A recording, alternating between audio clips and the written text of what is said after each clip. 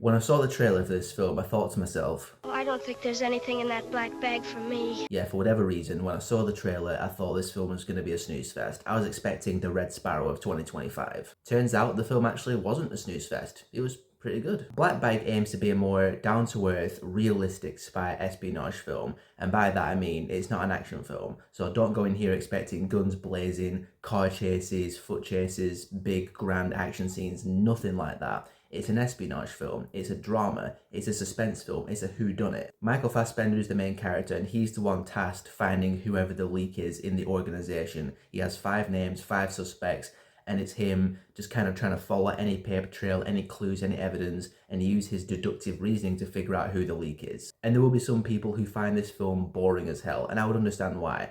I myself was not bored because I was intrigued by the story, and that's the number one thing you need with any kind of whodunit and espionage film in general. You need intrigue, you need the film to engage you, and this story did engage me and intrigued me. I wanted to know who the leak was, and I wasn't able to guess who the actual culprit was, so that's always a plus, it not being a predictable film. The pretty basic ingredients for a kind of film like this, Black Bag delivers on and executes it fairly well. And something that was quite refreshing about this film was the runtime. It's all an hour and a half long.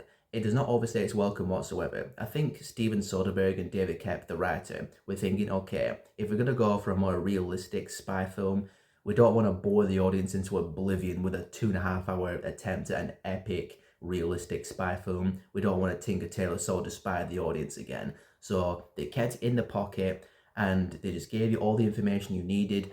And it was quite an efficient film in that regard. It put all the story in there. It didn't feel rushed. It didn't feel undercooked or underdeveloped. It felt just right for this story. And David Koepp also spruced it up with some interesting dialogue. There are a couple of conversation scenes. They're actually quite gripping, considering it's just characters talking to each other and kind of making passing remarks to each other and alluding to certain things.